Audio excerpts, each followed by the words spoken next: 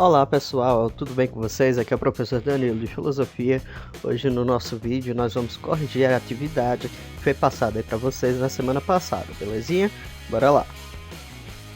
A atividade de interpretação, pessoal, ela vai ser baseada lá no texto 1 e 2, que eu espero que essa altura do campeonato vocês já tenham feito a leitura, tá certo? A questão 1 fala, em geral, como as pessoas reagiram à matrícula do indígena na escola? Bem, pessoal, a gente viu bem claro lá no texto que reagiram de formas bastante distintas diante do desconhecido. Basicamente, o indígena na escola ele vai ser visto como algo exótico, então as reações vão ser de curiosidade, de desespero, de espanto, de preocupação.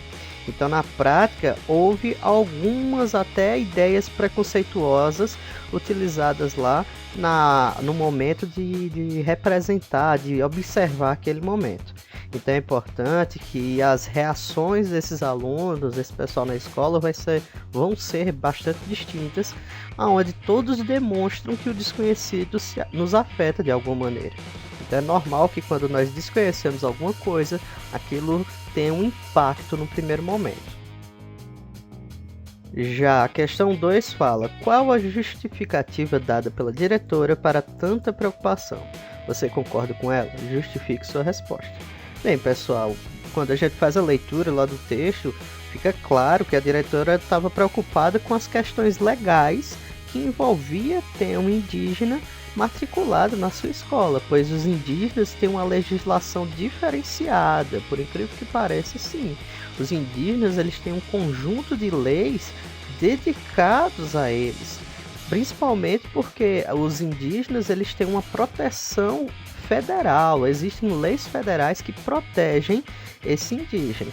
Então, diante dessa realidade, é importante a gente destacar o seguinte, grande parte das nossas preocupações que vem do diferente, que vem do exótico e as reações que houveram diante da presença do indígena, algumas delas foram incorretas. Já a da diretora, ela tem uma questão não meramente moral, mas uma questão legal, de legislação, de lei, que influencia a nossa perspectiva e a nossa postura diante da nossa população indígena, beleza?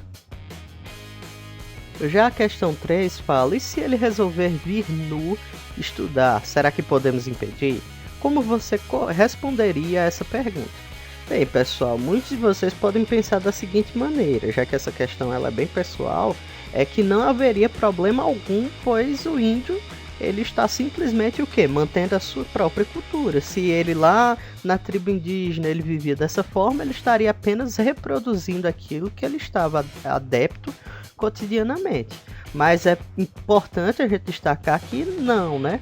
Essa postura às vezes pode sair do controle. Imagine aí um indígena nu no meio da escola. Será que isso seria bem visto? Será que isso iria causar algum tipo de problema, algum tipo de discussão entre os membros da escola? É claro que sim, né, pessoal? Então, a partir do momento que esse indígena sai do meio cultural dele e vem participar do nosso meio cultural, tem algumas normas, tem algumas posturas culturais que ele deveria seguir para se inserir culturalmente na sociedade. Então é importante a gente destacar o seguinte, de um lado ele tem o direito de representar a sua cultura, de viver a sua cultura, da mesma forma como deve-se pensar também que ele está se inserindo em um novo contexto, em um contexto onde a nudez não é algo comum, que a nudez não é algo bem visto, né? Porque se a gente for pensar, nas escolas a gente tem uniforme, na escola os professores não podem estar vestindo qualquer roupa, os alunos não podem vir sem camisa ou descalço, tem todo aquele padrão cultural que se espera de membros que participam de um ambiente escolar como esse. Então, fica aí a cargo de vocês pensar qual seria a postura correta, ele respeitar o lugar cultural de onde ele vem ou o lugar cultural de onde ele se insere. E a última questão, no final do texto, o índio adolescente mostra ter mais em comum com aquelas pessoas do que se imaginava.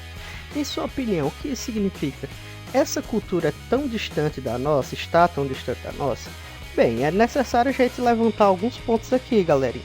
Pensem da seguinte maneira: a nossa cultura, ela foi formada, ela teve base em uma grande proporção dos padrões culturais, que é a cultura do indígena, que é a cultura indígena. A nossa cultura atual descende dessa cultura, então é claro que muitas coisas vão ser compartilhadas, que muitas coisas vão ser comuns entre as duas culturas. Além disso, só porque nós vivemos em culturas diferentes, não significa que não pensamos as mesmas coisas, que não vivemos experiências semelhantes, a tal ponto que não houvesse algum diálogo e algum tipo de aproximação entre pessoas de culturas distintas.